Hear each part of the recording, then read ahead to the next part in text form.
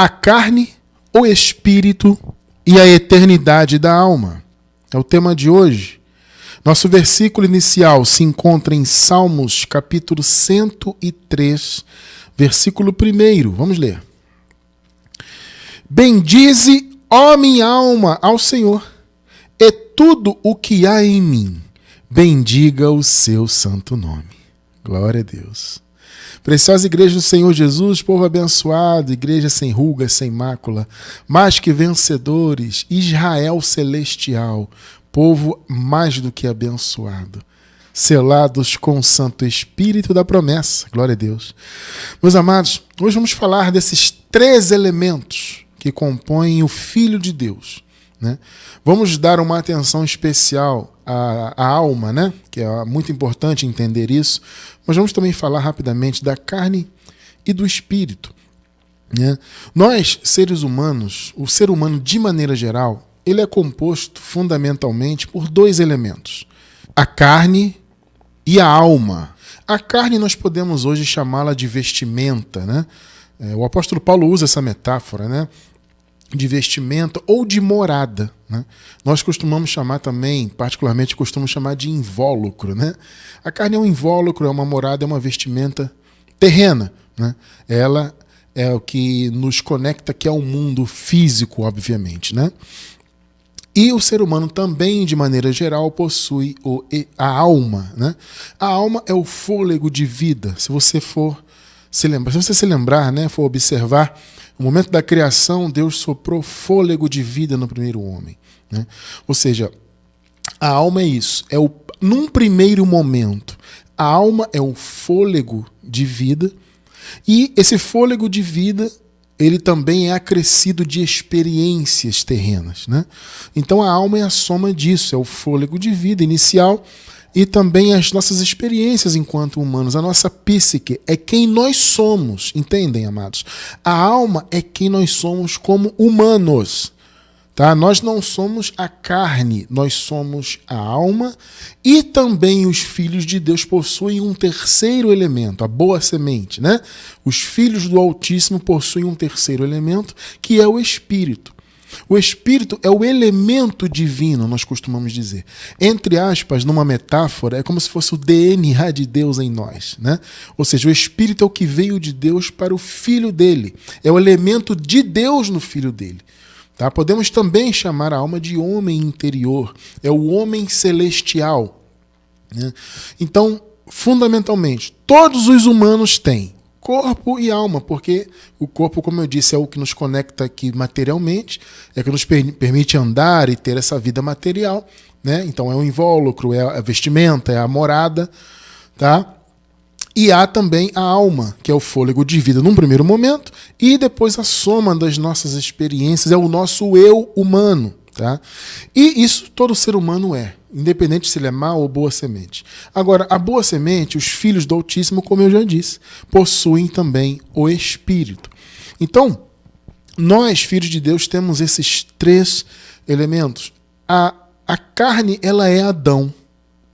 Entende? A carne é o que veio de Adão para nós. E nós temos esse Adão até hoje. E esse Adão existirá para sempre na terra, né? A palavra de Deus diz, uma geração vai, a outra geração vem, e a terra permanece para sempre. O primeiro homem pecou, né? E por meio desse primeiro homem entrou então a maldição no mundo, entrou a morte, né? Primeiro morte física, depois com o advento da lei, a lei imputou, né, os pecados, então houve também morte espiritual. Por isso que Paulo disse, né, nós que estávamos mortos em pecados e delitos. Ora, obviamente ele está falando de uma morte espiritual, né? Eles estavam ali vivos antes da cruz, porém mortos espiritualmente. Por isso ele disse, nós estávamos mortos em pecados e delitos, porque a lei imputava o pecado e trazia a morte. Então Adão trouxe a morte física primeiro, começou lá com ele, por meio do pecado que ele trouxe, né? E depois a morte do espírito veio por meio de Moisés. Então, o pecado e a lei, como eu sempre digo, eles andavam, né, de mãos dadas, né? Eram como se fosse uma coisa só. E por isso que a palavra diz que a lei era a força do pecado, né? E que a lei estava enferma pela carne. Porque Adão e Moisés, entre aspas, trabalhavam em conjunto. Tá? Isso é uma maneira metafórica de falar, tá? Para tentar facilitar mais o entendimento, tá bom? Então Adão trouxe o pecado e a lei trouxe a imputação do pecado e trouxe morte. Por isso Paulo chama a lei de ministério de morte e de condenação. Então, mas irmão Cristiano, então quer dizer que os filhos de Deus têm um elemento divino e a má semente não tem? Obviamente não. Por isso que o apóstolo Paulo chama a má semente de terrenos. Então Paulo diz em 1 Coríntios capítulo 15, né? Ele fala que há os terrenos e há os celestiais. O que você entende por terrenos? Ora, de origem puramente terrena. A carne, ela é de origem puramente terrena. A carne não veio do céu. A carne é o pó da terra. Entende? Então a carne é de origem terrena. Então existem aqueles que são terrenos, ou que são apenas humanos, por assim dizer, não são celestiais. Nós temos as duas naturezas, a humana e a natureza celestial. Como eu disse, o elemento divino que Deus nos deu como seus filhos, o seu DNA, a sua marca em nós. Então nós não somos apenas terrenos, nós somos também terrenos, ou estamos momentaneamente terrenos, né? Mas nós somos também celestiais. Tá? Então há esses três elementos que compõem os filhos de Deus. E dois desses elementos, eles vivem em constante batalha nessa vida atual. É a carne lutando contra o espírito. Então o espírito luta contra a carne luta contra o espírito. É muito interessante isso, né? E se você para pensar, metaforicamente, toda batalha precisa de um campo, não é? Quando vai acontecer uma batalha, tem que ter um espaço, tem que ter um ringue, tem que ter um tatame, dependendo da modalidade esportiva, né? Ou um campo de batalha. Onde essa batalha acontece? Na alma. A alma é o campo de batalha. A carne do Filho de Deus luta contra o Espírito que está no Filho de Deus e que dentro dele tem o Espírito Santo. Né? Então o Espírito Santo unido ao nosso, nunca se esqueça disso, hein? Aquele que se une ao Senhor é um Espírito com ele. Então o nosso Espírito é um com o Espírito de Deus. E esse Espírito, então, luta contra a carne, porque ambas naturezas têm as suas vontades e diretrizes. Existem as vontades da carne e as vontades, diretrizes do espírito. Então, uma fica lutando contra a outra natureza para que uma não faça o que a outra quer. Né? Então, o espírito quer influenciar de uma maneira, a carne não quer essa influência, não quer que essa influência esteja em nossas vidas. E, por outro lado, a mesma coisa. A carne quer influenciar as nossas vidas e o espírito não quer essa influência em nossa alma. Vocês entendem essa batalha? O Paulo fala dessa batalha, em Gálatas capítulo 5, verso 17. Vamos ler. Porque a carne luta contra o espírito. Olha aí. E o espírito contra a carne. Alguns vão dizer, irmão Cristiano, aqui é o Espírito Santo, porque está em maiúsculo, né? Sim, em todas as versões em português que eu conheço, aqui aparece espírito em maiúsculo. Mas não tem erro nenhum aqui, amado, porque, como eu disse agora há pouco, o nosso espírito é um com o Espírito Santo. Então, tanto faz se a tradução colocar espírito aqui com letra maiúscula ou minúscula. Está falando do mesmo elemento. É o nosso espírito, né? O nosso elemento divino que está unido ao Espírito Santo. O Espírito Santo habita em nosso espírito. Então, eles são um só. Tá? Então, a carne luta contra o espírito e o espírito contra a carne. Percebe a batalha? E estes se opõem um ao outro para que não façais o que quereis. Então existe as vontades, as diretrizes e existe a alma. O que nós lemos no primeiro versículo? Bendize, ó minha alma, ao Senhor. Amados, o nosso chamado é esse. Deus nos chamou para bendizê-lo. Ele predestinou o seu povo para o louvor da sua graça. Percebem isso? Então o nosso chamado é que a nossa alma bendiga ao Senhor. Percebem isso? Então por isso que diz lá, bendize, ó minha alma, ao Senhor. Não é à toa esse versículo. Esse é o chamado do Filho de Deus. Né? Só que acontece o seguinte, existe essa batalha da carne contra o espírito, por quê? Porque a carne, que é o mal, genuíno e verdadeiro, ela não quer que a nossa alma bendiga ao Senhor. Então, por isso tem agora o Espírito, quer dizer, agora é modo de dizer, né? A partir da descida lá no dia de Pentecostes, né?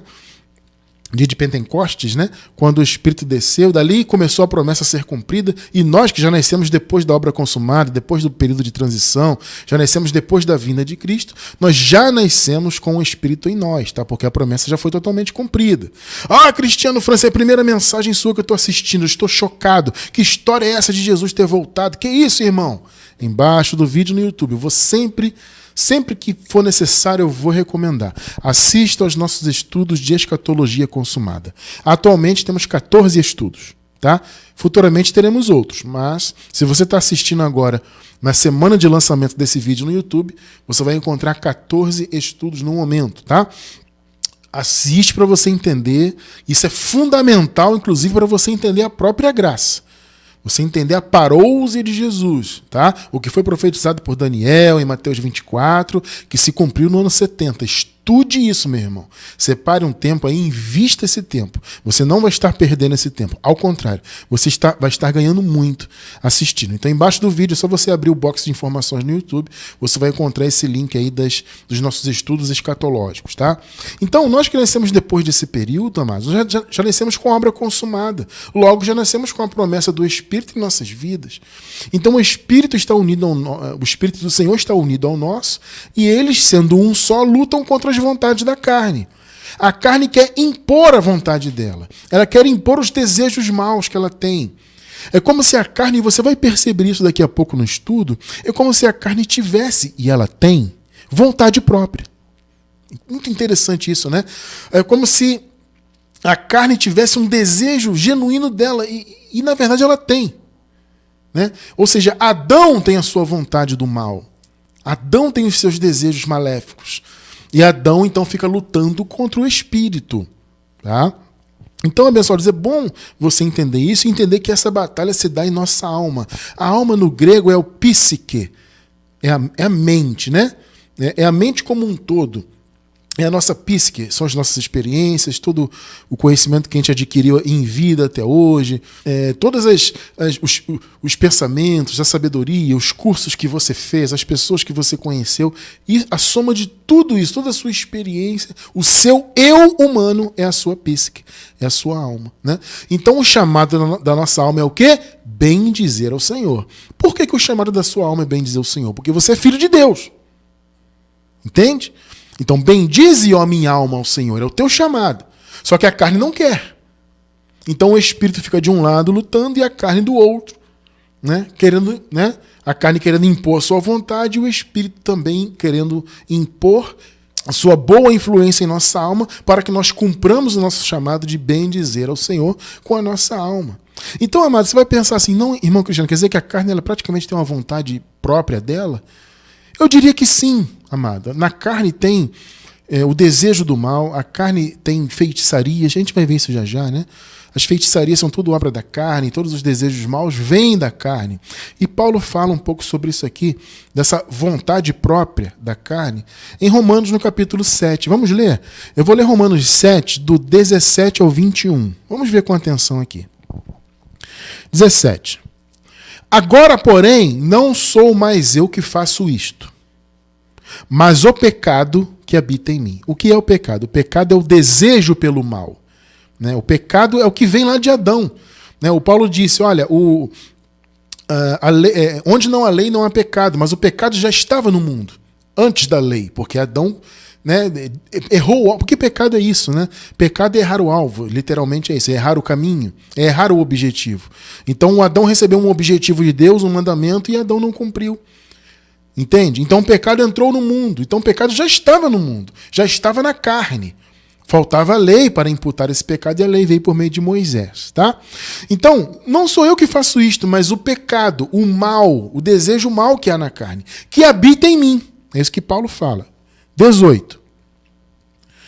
Porque eu sei que em mim, ele diz, isto é, na minha carne, você vê que o Paulo ele fez questão de diferenciar o mim da carne. Percebe? Porque qual é o nosso chamado da nossa alma, do nosso eu humano, como filhos de Deus que somos? É bendizer ao Senhor. bendize, ó minha alma, ao Senhor. Esse é o nosso chamado, né? Então Paulo fala, isto é, ele diz aqui, porque eu sei que em mim, aí ele deixa bem claro, eu digo, isto é, na minha carne não habita bem algum. Irmão, perceba a profundidade disso aqui. Não habita bem algum na natureza de Adão. Com efeito, o querer o bem está em mim. Por quê? Porque é filho de Deus. Você está percebendo?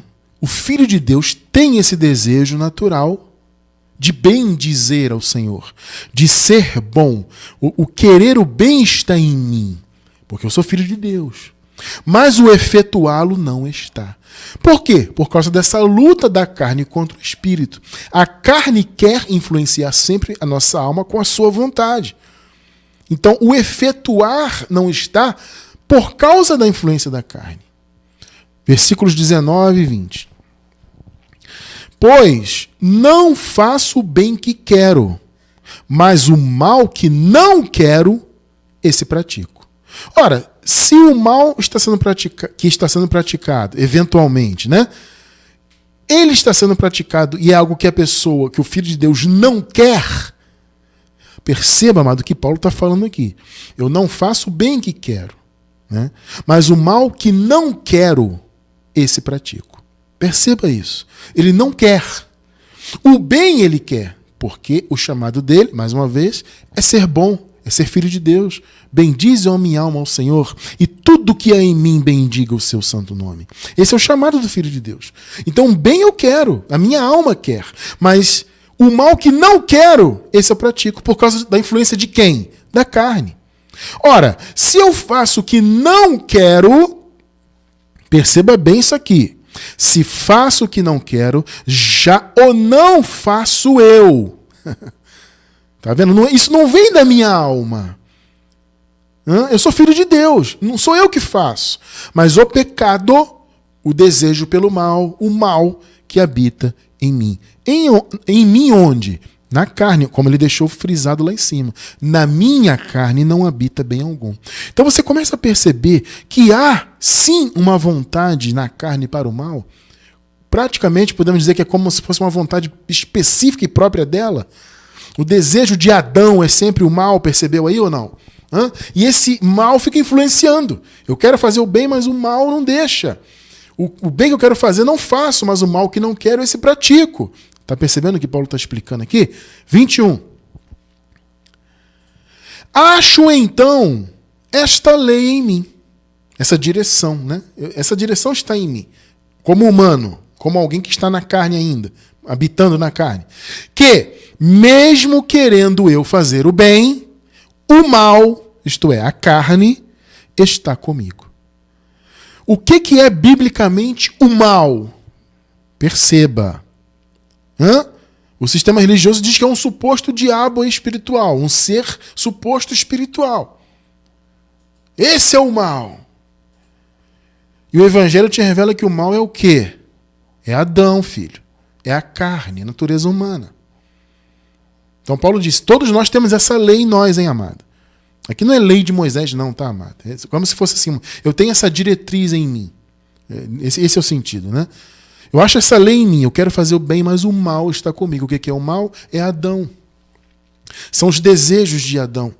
São as influências de Adão. Percebem isso? E Paulo diz, o mal então está comigo. E o apóstolo Paulo lhe dá alguns exemplos desse mal, né? Algumas obras. Vejam só que interessante para quem nunca leu.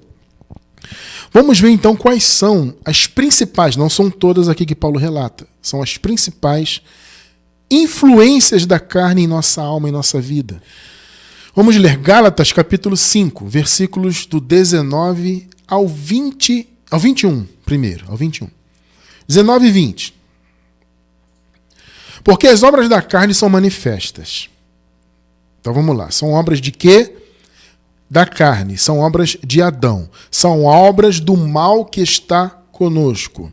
As quais são adultério, fornicação, impureza, lascívia, idolatria, olha só que interessante, feitiçaria, Olha, Cristiano, feitiçaria não é obra do demônio, do diabo, do Satanás.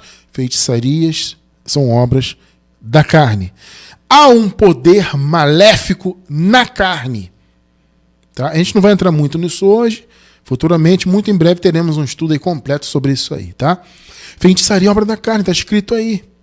Não lute contra a verdade. Inimizades, olha só. Porfias, emulações, iras, pelejas, dissensões, heresias. Olha que coisa. As heresias vêm da onde? Da carne, filho. 21. Inveja. Coisa terrível, né, abençoado? Homicídios, bebedices, glutonarias e coisas semelhantes a estas. Então vocês veem que não são apenas estas coisas.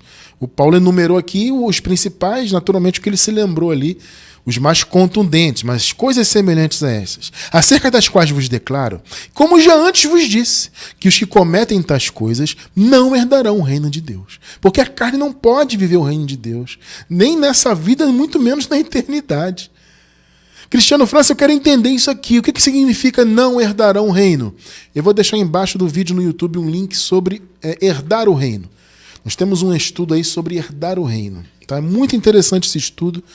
Então, você que está pela gravação, é só pegar depois de terminar esse estudo aqui, vai lá embaixo do vídeo e você pega o link, tá? Tanto o link da escatologia, quanto o link desse estudo sobre herdar o reino, para você entender bem isso aí. Então, vocês observaram, abençoados, o que significa, o que são as obras da carne, o que é a influência da carne? Os desejos da carne estão aqui. A feitiçaria, idolatrias, inimizades, as porfias, emulações, impurezas, homicídios, bebedices, tudo isso são obras da carne, é a influência de Adão em nós. Observe, amado, que Adão, mais uma vez eu vou dizer isso aqui, ele já está morto para Deus. Em que sentido? No sentido de que Adão não pode mais nos condenar. Nenhuma condenação há, porque Cristo já aniquilou Adão.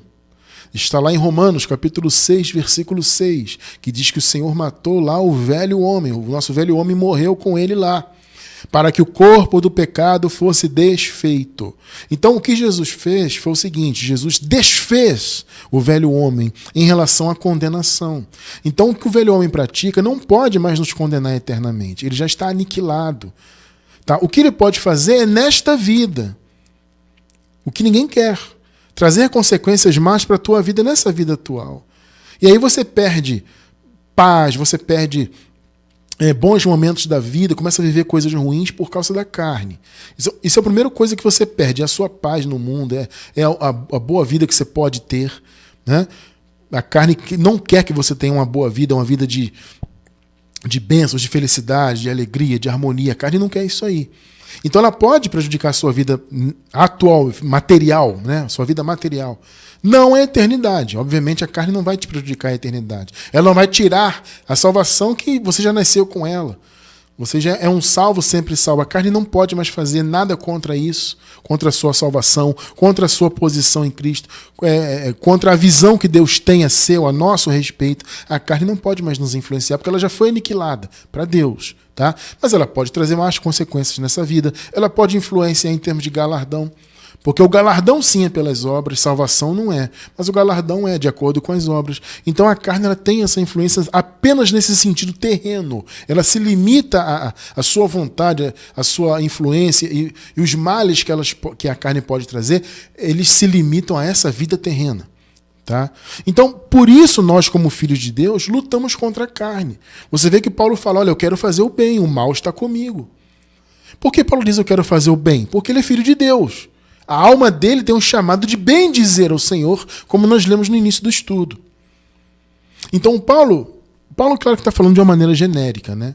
Ele está explicando-se de uma maneira mais universal. Ele não está falando apenas dele como homem, mas de maneira universal. Então, o nosso desejo, né, como filhos de Deus na alma, é bem dizermos ao Senhor sempre. É querer fazer o bem. Eu quero fazer o bem sempre, mas o mal, a carne, está comigo. Perceberam, né? Então, essas são as influências da carne nessa batalha que ela tem contra o Espírito. Cristiano França, quais seriam então as influências do Espírito? No contexto, Gálatas 5, 22 e 23. Vamos ler. Mas o fruto do Espírito é amor. Olha que coisa. Você vê que é totalmente oposto da carne, né? Estão em espectros totalmente diferentes. O amor, o gozo, a paz, a longanimidade, olha, amado, a benignidade, a bondade, a fidelidade ou fé, tá? A palavra aqui no grego pode ser traduzida por fé ou fidelidade, a mansidão, o domínio próprio. Contra estas coisas não há lei. Ou seja, não precisa de uma lei para reger isso aqui. Isso aqui é do Espírito. É o amor, é o gozo, a paz, longanimidade, a fé, a mansidão. A pessoa que tem domínio próprio, isso é o quê? Isso é o Espírito influenciando a alma dela. Uma pessoa que ama, uma pessoa que sente gozo, paz, uma pessoa longânima, é uma pessoa que tem na vida dela a influência do Espírito que habita no espírito dela. Entende? Então, abençoados, a nossa alma, o nosso cerne, o nosso eu humano, nós que somos filhos de Deus, o nosso eu é querer bem dizer ao Senhor, né? Porém, a carne tem as suas influências em nossa alma, assim como o Espírito também tem, né?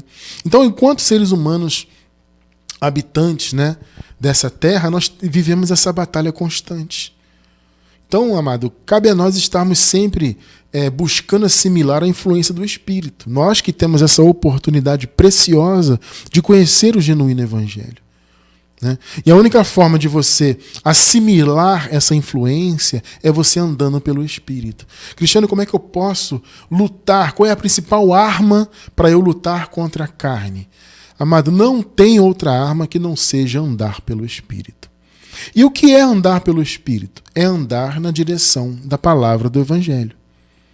Entende? O Espírito, ele usa o Evangelho para nos guiar, né? Nós somos guiados pelo Espírito por meio do que o Evangelho revela. Então, quando você anda pelo Evangelho, quando você coloca sempre o Evangelho em primeiro lugar, essa luta contra a carne se torna mais virtuosa, né? Nós conseguimos vencer as influências malignas da carne quando você coloca a palavra em primeiro lugar. Esse é o ponto. Então, para você vencer as cobiças da carne, é andando pelo Espírito. E que, mais uma vez, o que é andar pelo Espírito é andar pela palavra. A palavra diz, se a palavra diz A, você faz A. Se a palavra diz B, você faz B. É caminhar na palavra. Gálatas 5,16. Digo, porém, andai pelo Espírito, e não a vez de cumprir a cobiça da carne. Então, andemos pela palavra. Nós temos, amados, esse privilégio tão grande, né? De conhecer essa graça, de conhecer essa palavra maravilhosa.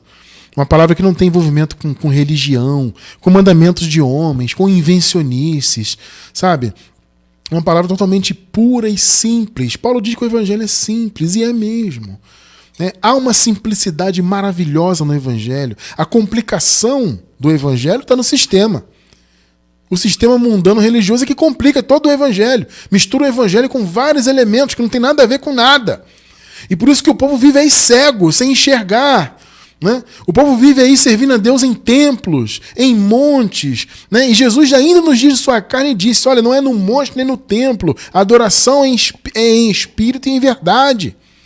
Mas por que o povo não adora em espírito e em verdade? Por que o povo é dependente de templo? O povo é dependente de placa denominacional. O povo é dependente, sabe, de uma organização. Eu tenho que fazer parte aqui da convenção batista, fazer parte aqui da paróquia, não sei do quê. Por que o povo é dependente disso? Porque eles estão com a mente tapada por mandamentos de homens, por invencionices. As almas deles estão perdidas. Sabe, porque a influência deles é da carne e da religião, que não deixa de ser carne também, né?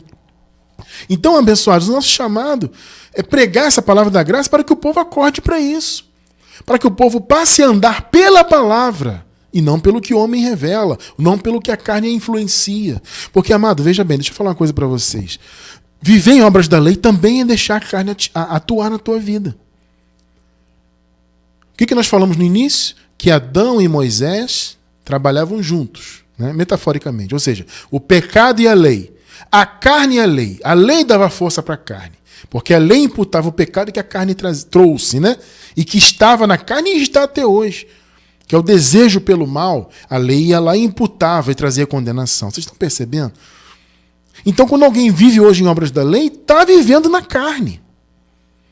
Entende? A obra da lei também é obra da carne. Então, quando alguém vive na religiosidade, ela está com a alma dela influenciada pela carne. Porque lei também é carne. A lei estava enferma pela carne. Então, se você está na lei, você também está na carne. Não tem jeito. Então, nós temos um chamado a proteger as nossas almas da influência da carne. Tanto no que diz respeito a nos livrarmos das obras da lei, como também dos males que a carne gosta de praticar. Temos que proteger a nossa alma. E como é que se faz isso? Andando pela palavra. Andai pelo Espírito, como nós vimos agora há pouco, né? Então, abençoados, nós temos da parte de Deus esse entendimento que é muito importante. Você aprender a cuidar da sua psique, da sua alma, ela é fundamental. A sua alma é você, é o seu eu. Como eu disse no início, primeiro é o fôlego de vida. A nossa alma ela se manifestou nessa vida terrena, vamos dizer assim, crua, né? Vamos usar esse termo, né? Ou seja, sem nada, a alma ela é apenas um fôlego de vida. Assim como os animaizinhos têm. Os animaizinhos não estão vivos, eles têm um fôlego de vida. Só que esse fôlego de vida animal, ele não se desenvolve como o do ser humano. Tá? Porque o ser humano é a coroa da criação. Né? O ser humano é a imagem e semelhança de Deus. Então o ser humano está em um outro patamar. Você entende isso? Mas os animaizinhos têm um fôlego de vida. Só que nós temos, além do fôlego de vida inicial, nós temos também todo esse processo de crescimento como seres humanos que somos. De aprendizagem, de evolução e tudo mais. Tá? Então, proteja essa sua psique. Ela é muito preciosa porque ela é você. E te digo mais, essa sua alma é eterna. Cristiano França, como assim? Amado. Sabe por que ela é eterna? Porque a morte já foi vencida. Percebe? O que é a salvação? A salvação nada mais é do que a vida eterna na alma. A salvação são as pessoas terem sido salvas da morte. Antes da cruz, as pessoas estavam no império das trevas, como nós já estudamos muitas vezes, né? Debaixo do pecado, debaixo de condenação, debaixo da lei, etc, etc. Então, quando elas morriam, elas iam para a morte e ficavam presas à morte. Não só a sua carne ia para o pó, como a sua alma também ficava presa na morte. O que eu costumo chamar de não existência, tá? Então, a sua alma era aniquilada. E não só antes da cruz, né? Isso se estendeu até a vinda de Cristo. Interessante, né? Ou seja, Jesus foi o primeiro a vencer a morte, né? A alma de Jesus não ficou presa na morte, né? Só que ele foi o primeiro, mas os demais abençoados daquele período de transição ainda estavam sujeitos à morte. Ou seja, quando o corpo biológico de Adão morria, e isso que tem que acontecer, é inevitável que Adão morra, só que quando Adão morria, a alma também morria e ficava presa na morte. E aí, no ano 70, com a vinda de Cristo, o que aconteceu? Aconteceu a ressurreição dos mortos. Os mortos saíram da sepultura. Tá? Não o pó, mas a alma. Entenda isso. A alma. Tá? Se você quiser entender isso um pouquinho melhor, irmão Cristiano, pela aí eu estou meio confuso. Estudo de escatologia consumada. Pelo amor de Deus, amado. Se você não estudou, estuda. Tá? Assista aos 14 estudos aí que você vai entender. E se no futuro você for assistir e tiver mais estudos, 15, 16, 20, assista todos. Para você entender bem isso aí. Então os irmãos viviam presos à morte. Eles estavam sujeitos a ela. Por isso que Paulo disse, olha, o último inimigo a ser aniquilado é a morte. Porque naquele momento eles ainda estavam sujeitos a ela. Ou seja, Adão morria e a alma era levada junto e ficava presa na morte. Até que Jesus veio e arrebatou as almas da morte. Pegou, né? E aí o que aconteceu? Eles receberam o seu corpo glorificado já no paraíso. E o seu espírito também, obviamente, veio se unir. Então, assim como hoje nós somos também triúnicos, por assim dizer, né? Porque nós somos carne, alma e espírito no paraíso também. Só que o corpo lá é um outro corpo, é corpo glorificado. Tá? É outra coisa, né? Então lá nós teremos um corpo de glória, um corpo incorruptível. Tá? Com a nossa alma e com o nosso espírito. Percebem isso? Irmão Cristiano, onde eu posso encontrar, então, fundamentos para entender que a minha alma também é salva? Primeiro é isso que eu te falei, né? O arrebatamento foi exatamente isso. Foram os mortos que foram resgatados da sepultura. As suas almas foram resgatadas da sepultura, da não existência, da aniquilação eterna. Tá? Vamos ler aqui, Hebreus capítulo 10, verso 39. Nós, porém, não somos daqueles que se retiram para a perdição. Observe bem isso aqui, tá? Mas daqueles que creem para o quê? A conservação da alma. Vamos analisar esse versículo com calma. Abençoados, nós sabemos que existem duas sementes. A boa semente e a má semente. Os filhos da perdição, os filhos de Deus. Os salvos e os não salvos. Quantos destinos você encontra aqui nesse versículo? Só nele. Quantos destinos? Perdição e conservação da alma. São dois destinos porque são duas sementes. São os terrenos e os celestiais. Então, aqueles que retrocedem para a perdição, por que o texto diz isso aqui? Porque há pessoas que parecem que são salvas, parecem que são de Deus, mas elas recuam. O eleito verdadeiro não. O filho verdadeiro, ele permanece para sempre na fé. Há aqueles que recuam. Eles estão ali, parece que fazem parte da igreja, parece que têm fé, mas em algum momento eles recuam. Eles negam a Deus, dizem que Deus não existe, viram as costas, negam a fé. Isso acontece, amado. Por quê? Por que acontece isso? Porque, na verdade, eles nunca foram boa semente. Eles pareciam ser uma boa semente, mas nunca foram. Então eles recuam. Então por isso que o texto diz, nós não somos daqueles que se retiram para a perdição. A perdição é um dos destinos. Então o que é a perdição? É a perdição da alma. O Paulo disse, né, que eles padeceriam eterna perdição. Seriam banidos da face do Senhor e da glória do seu poder. Esse é o destino da má semente. Então existe a perdição e a salvação. A salvação aqui está posta como conservação da alma. Ou seja, a nossa psique conservada, o nosso eu humano conservado. Isso é salvação. Repito, salvação, amado, é você ter sido salvo da morte eterna. Isso é salvação. Aqueles irmãos diante da cruz e também do período de transição da cruz até o ano 70 estavam sujeitos à morte. Quando o Adão deles morria, eles também na alma morriam, iam para a não existência e suas almas eram aniquiladas. Isso era terrível, eles não podiam usufruir da vida eterna, não ainda. Quando Jesus voltou, houve a ressurreição dos mortos. Os mortos foram retirados, arrebatados da tumba para viverem para sempre em um corpo glorificado junto com seus espíritos respectivos. Então, perdição é perdição eterna. Conservação da alma é sinônimo de salvação eterna. Vamos ler o contexto do versículo 39? Vamos ler do 32 em diante. Vamos lá, Hebreus 10. Vamos ler do 32 em diante. 32 e 33. Lembrai-vos, porém, dos dias passados, em que, depois de serdes iluminados, suportastes grande combate de aflições. Em parte fostes feitos espetáculo com vitupérios e tribulações, e em parte fostes participantes com os que assim foram tratados. Aqui está falando do que os hebreus sofreram quando eles foram iluminados, ou seja, quando eles receberam o entendimento de Cristo, do Evangelho. Então eles passaram a ser perseguidos.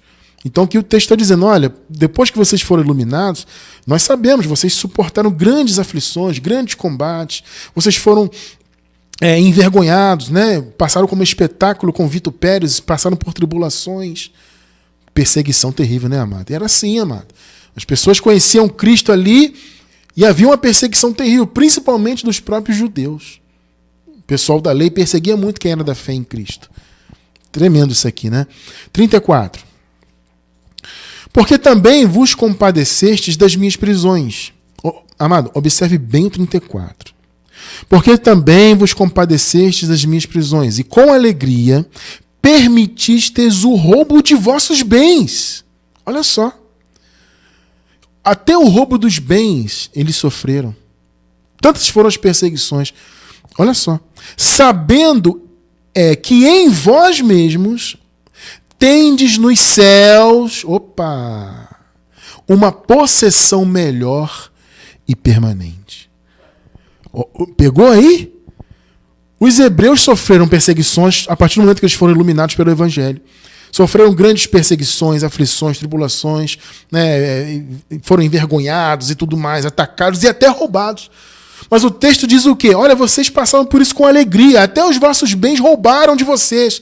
Mas vocês sabem que nos céus há uma possessão melhor e permanente. Ou seja, a esperança daquela igreja já estava nos céus, não mais nos bens materiais. Vai vendo. 35 e 36. Não rejeitei, pois, a vossa confiança, que tem grande avultado galardão. Olha que coisa tremenda, né? Porque necessitais de paciência, para que depois de haver desfeito a vontade de Deus, possais alcançar a promessa. Qual era a promessa? A salvação. A promessa era o galardão somado à salvação. Então o texto está dizendo, olha, vocês têm que ter confiança. Eu sei que vocês sofreram muito, até os bens de vocês foram roubados, mas vocês não têm mais esperança nisso aqui, coisa material. A esperança de vocês está nos céus já. Vocês sabem que o que está no céu é uma possessão melhor e permanente. Não rejeiteis, pois, a vossa confiança, que tem um grande e avultado galardão, porque necessitais de paciência, para que depois de haver desfeito a vontade de Deus, possais alcançar a promessa. 37 e 38. Porque ainda um pouquinho de tempo, e o que há de vir virá, e não tardará. Engraçado, né? As pessoas estão esperando em voltar até hoje. Se ele fosse voltar hoje ou no futuro, hein? Eles estariam esperando até hoje? Seria uma promessa mentirosa, né? Quem diz que Jesus vai voltar ainda está acreditando numa promessa mentirosa, então. Porque está escrito aqui que seria próximo. Aqui eles estavam próximos do ano 70. Faltava pouco tempo para o ano 70. Porque ainda um pouco tempo, amado, em relação a você esperar séculos. É isso que eu estou falando, tá? Claro que ainda faltava bons anos ainda. Foi no ano 70. Então faltava mais de uma década aqui, certamente, quando essa carta for escrita. Então uma década é muito tempo. Mas se você comparar com esperar séculos, com certeza 10 anos não é tanto tempo assim. Tá? Então, porque ainda há um pouquinho de tempo, e o que há de vir virá, e não tardará. Como de fato não tardou, veio no ano 70. Mas o justo viverá pela fé. E, se ele recuar, a minha alma não tem prazer nele, porque na verdade não era um justo. Ele parecia justo, mas ele recuou. Tá? Eu vou deixar embaixo do vídeo no YouTube um estudo, amado. Os eleitos permanecem para sempre. Para você entender isso aí. Uma das características dos filhos verdadeiros de Deus, dos verdadeiros justos, é não recuar. Essa é uma das principais características de nós que somos filhos de Deus. É jamais recuarmos da fé. Aqueles que são falsos filhos, que são falsos justos, esses recuam. Por isso que diz, a minha alma não tem prazer nele. Aí vem o 39. Nós, porém, não somos daqueles que se retiram para a perdição, mas daqueles que creem para a salvação. Conservação da alma é salvação, se opõe à perdição. Você notou que a conservação da alma está diretamente relacionada às promessas que eles esperavam e que essas promessas eram promessas celestiais? Você percebeu? Você vê que o contexto nos apresenta uma coisa maravilhosa, né? Olha, os hebreus, depois que foram iluminados, foram perseguidos, foram envergonhados, foram atacados, foram roubados. Mas o texto diz, olha, vocês passaram por isso com alegria. Até mesmo o roubo dos bens de vocês. Vocês passaram com alegria. Porque vocês sabem que nos céus há uma esperança. Vocês aguardam nos céus uma possessão muito maior e melhor. Então, a conservação da alma faz parte da promessa de Deus. Percebe? A conservação da alma, ela não é só nessa vida. Irmão Cristiano, a conservação da alma não é só o livramento de perigos, né? Ou estar livre, as pessoas, por exemplo, que foram livres no ano 70, que não passaram pela tribulação. Amado, a conservação da alma se opõe à perdição.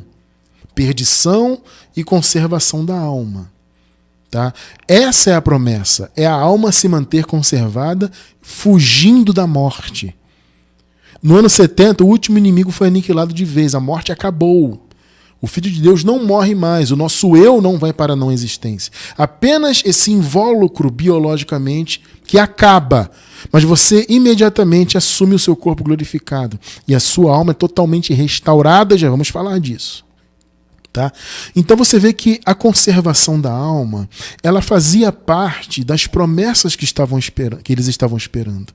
Olha, o que o texto diz? Olha, vocês têm que se manter firmes. Mantenham-se firmes, confiantes, porque a esperança de vocês vão alcançar. Depois que vocês fizerem toda essa vontade de Deus, vocês vão alcançar a promessa. O que vocês esperam nos céus está lá guardado para vocês. É uma possessão maior. Vocês estão percebendo isso?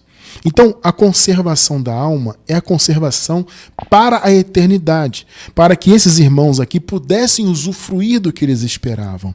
Vamos ver um outro texto aqui muito interessante. Atos dos Apóstolos, capítulo 2. Vamos ler do 25 ao 27. Olha que texto interessante, tá? Aqui o Pedro estava falando, se dirigindo aos outros israelitas que estavam o ouvindo ali, e estava falando de Jesus. E em determinado momento, ele cita uma profecia de Davi, uma profecia messiânica, uma profecia de Davi em relação ao que aconteceria com Jesus. Olha que interessante que Davi falou e que o Pedro citou aqui para os hebreus ali no início da igreja. Porque dele, de Jesus, disse Davi, olha só, amados, sempre via diante de mim o Senhor, porque está à minha direita, para que eu não seja comovido. 26. Por isso se alegrou meu coração. Tudo isso aqui é a palavra de Davi, tá? E a minha língua exultou, e a minha carne há de repousar em esperança. 27. Olha o 27. Pois não deixarás a minha alma no inferno, nem permitirás que o teu santo veja a corrupção. Opa! O que é a salvação, amado? A salvação é a nossa alma permanecer viva, ela ser retirada do inferno. Amado, o que é o inferno? Vamos entender. Inferno, a palavra inferno, no grego, ela significa, de maneira geral, um local encoberto. Ou sepultura. Pode ser traduzido também por sepultura, tá? O inferno não é esse inferno mitológico, de fogo, etc. Não é isso, tá? As pessoas entendem literalmente o que Jesus falou de inferno ali, tá? Eu não vou entrar muito nisso hoje, futuramente a gente vai ter um estudo bem completo sobre isso também. Só estou querendo dizer para você o seguinte, inferno é sepultura. Inferno é o chamado lugar dos mortos, sepultura, lugar encoberto. Por exemplo, vou dar um exemplo para vocês. Existem algumas versões bíblicas que quando relatam, por exemplo, a história de Jonas, que esteve dentro de um peixe grande, diz que Jonas esteve no inferno. Por quê? Porque o ventre de um peixe grande é um local encoberto. Tá? É só um exemplo. Tá? Então, inferno significa isso, um local escuro, encoberto. Então, a sepultura é o inferno. Jesus foi para o inferno em que sentido? Ele foi para a sepultura. Jesus passou boa parte da sexta-feira, que ele morreu, o sábado inteiro e uma boa parte do domingo na sepultura. No inferno. Inferno aqui, então, é sepultura, tá? Pois não deixarás a minha alma na sepultura, nem permitirás que o teu santo veja a corrupção. Olha só, amado, o que está dizendo esse versículo aí? Que Jesus não passaria pela corrupção do seu corpo. Por isso que Jesus ressuscitou ainda no seu corpo e ele foi o único a ressuscitar no seu corpo. Porque havia essa promessa messiânica para ele. Por quê? Porque era necessário, amado, que Jesus passasse, antes de ir ao paraíso, passasse um período aqui na terra. E isso era necessário. Por isso que ele ressuscitou em seu próprio corpo. Porque havia uma profecia messiânica de que ele não passaria pela corrupção. Tá? E a sua alma não ficaria na sepultura. Você percebe o que é, então, a salvação? É exatamente o que aconteceu com Jesus. A alma de Jesus não ficou presa na morte. Então, o que aconteceu aqui com Jesus foi exatamente o que aconteceu com os filhos de Deus que estavam presos na morte. Assim como Jesus estava na sepultura preso e passou, não foram 3 dias completos, vamos dizer 3 dias, sexta, sábado e domingo. Tá? Conforme ele passou esse período na sepultura, a sua alma presa no inferno, os filhos de Deus também estavam, desde o início da humanidade, até o ano 70. As almas de todos eles estavam presas no inferno, ou seja, na sepultura, na não existência, na aniquilação. Então, da mesma forma que a alma de Jesus saiu da sepultura e não ficou presa no inferno, as almas dos filhos de Deus também foram resgatadas da sepultura. Repito, esse foi o arrebatamento e isso está muito bem explicado em nosso estudo de escatologia consumada. Vocês perceberam então que é salvação? É ter a sua alma resgatada da sepultura. Ah, Cristiano, e o que acontece conosco agora? Agora, nós que já vivemos depois do ano 70. A sua alma não vai para a sepultura. Por isso que eu digo, não existe morte. Esse é o conceito de morte, amado. Não é morte biológica, é a morte da alma. A sua alma não vai para a morte. Esse é o conceito. A morte daqueles que viveram antes do ano 70, antes da vinda, a alma deles ia para a não existência. A alma deles era aniquilada e ficava presa na não existência, na sepultura, no inferno, como queira chamar. No ano 70 em diante, lá houve a ressurreição das almas dos filhos de Deus que assumiram o corpo glorificado e viveram e estão vivendo hoje para sempre no paraíso. E o que acontece conosco, já que o inferno não existe mais sepultura no sentido da alma? O que acontece conosco? É só uma troca de roupa, entre aspas. Estamos vestindo hoje uma vestimenta de carne, vestiremos uma vestimenta de corpo glorificado. Não tem mais inferno. Ou seja, não há mais sepultura para a alma do Filho de Deus. Não existe mais o lugar dos mortos, entre aspas. Não tem mais isso aí. Digo isso para os filhos do Eterno. Tá? Então a alma dos filhos de Deus, no ano 70, as almas deles foram ressuscitadas. Não ficaram presas à sepultura. Aí você vai dizer assim, mas irmão Cristiano, tudo bem, eu entendi isso aí. Eu entendi que assim como aconteceu com Jesus, que a alma dele saiu do inferno, da sepultura, né? Isso acontece também com os filhos de Deus, porque isso é a salvação. É a conservação da alma. É a alma se manter para a eternidade. Ela não se perder, como acontece com a má semente. Eu entendi tudo isso aí. Mas como é que fica, irmão Cristiano, se a nossa alma, ela é a junção, ela é o que nós somos como humanos, e nela está embutido também os desfavores da vida, tristezas, angústias. Como é que fica isso aí? Isso vai para o paraíso também? Olha, amado, essa é uma dúvida e é uma dúvida pertinente. As pessoas têm essa dúvida e é pertinente, é normal que se tenha. Inclusive, abençoados, houve alguns irmãos que nos perguntaram, nos escreveram recentemente, perguntando o seguinte: irmão Cristiano, se nós vamos receber um novo corpo, um corpo glorificado, não é lógico imaginar que também receberemos uma nova alma, né? Alguns irmãos assistiram ao nosso estudo sobre o destino da alma e aí vieram nos perguntar isso. Não seria mais lógico nós recebermos uma nova alma? Amados, sabe por que eu não acredito nisso? Simplesmente porque não existe, ou pelo menos eu desconheço, tá? Até onde eu sei, não existe uma promessa de uma nova alma. Na Bíblia eu encontro a promessa de um novo corpo, uma nova morada, uma nova vestimenta. Isso tem na Bíblia. Mas eu desconheço que haja a promessa de uma nova alma. Então eu não posso me apegar a uma promessa que não existe. O Senhor prometeu um novo corpo, não uma nova alma, entendem? Ou seja, não haverá uma nova alma no sentido de ser uma alma diferente, uma alma criada exclusivamente para a eternidade. Não existe essa promessa, entende? Então é um novo corpo. Agora, nós entendemos que a nossa alma será restaurada. Vamos entender isso aí. O que nós vimos no início do estudo? Que a nossa alma, que é eterna por Cristo Jesus, ela recebe nessa vida duas influências. A do Espírito e a da carne. Certo? Certo. O que é do Espírito, obviamente, fica na alma. O que é da carne sai da alma na eternidade. Por quê? Porque carne e sangue não podem entrar e herdar o reino de Deus. O Paulo deixou isso muito claro em 1 Coríntios capítulo 15, versículo 50. Carne e sangue, amado, não tem herança, não adentra o reino de Deus. Veja bem, o que aconteceu com Adão e Eva quando eles pecaram? O que aconteceu com eles? Imediatamente, eles foram expulsos de onde? De onde? Do paraíso. Pegou? Então, carne não fica no paraíso. Pecado não fica no paraíso. Percebe isso? Então, aquilo que a carne impôs em nossa alma nessa vida vai ser retirado. Nossa alma vai ser limpa disso.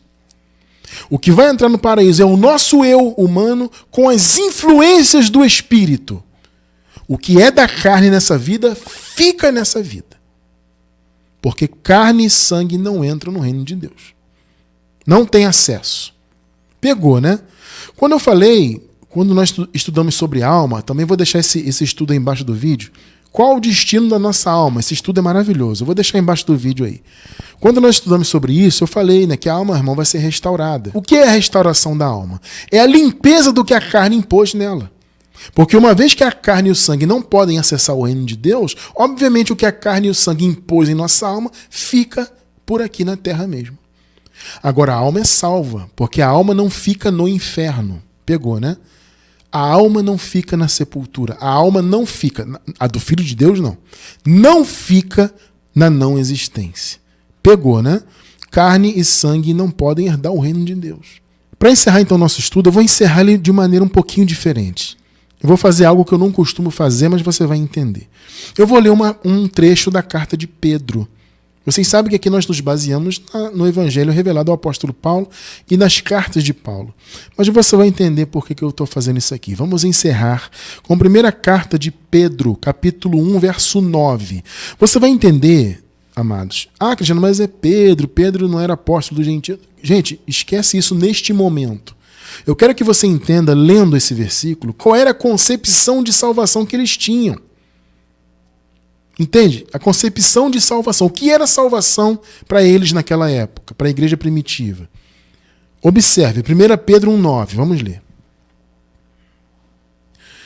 Alcançando o fim da vossa fé, a salvação das vossas almas. Alma, que no grego é psique. Olha que interessante. Qual era a concepção, então, que a igreja tinha de salvação? Salvação da alma.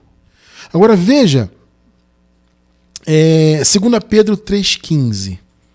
Ah, Cristiano, é Pedro, etc. Tá, vamos ver então. E tende por salvação a longanimidade de nosso Senhor, como também o nosso amado irmão Paulo vos escreveu. Percebe? Que a concepção de salvação era a mesma que Paulo tinha. Porque o Pedro e Paulo andaram juntos, amados. Entende? Segundo a sabedoria que lhe foi dada. Então eles levavam em consideração a visão de Paulo sobre a salvação. Conservação da alma é sinônimo de salvação da alma. Tá? E não é apenas uma salvação circunstancial, mas é a esperança que eles tinham.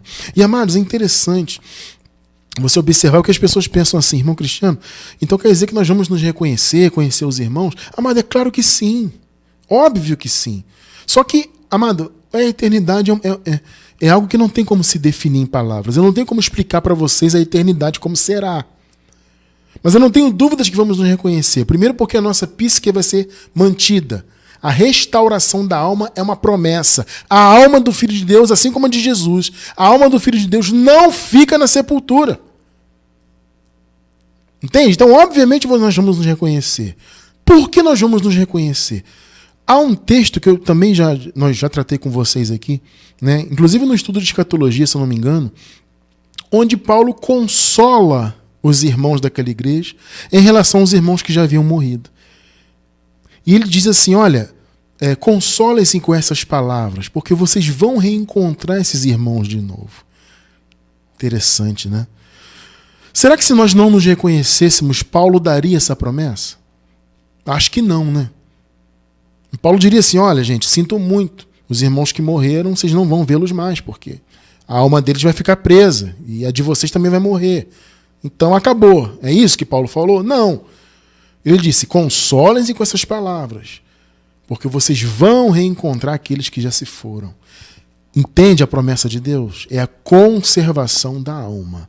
Agora, aquilo que é de mal, que a carne imputou, tristezas, angústias, brigas, dissoluções, vocês viram quais são as obras da carne.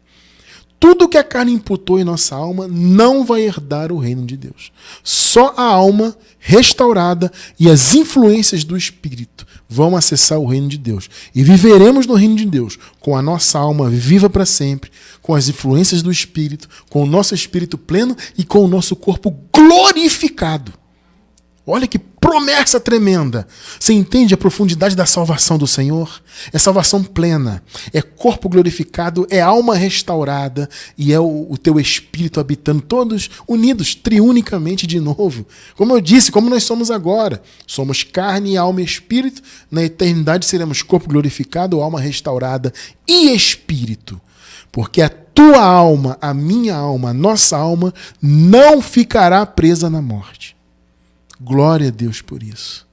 Essa é a esperança que eu guardo, que está revelada na palavra.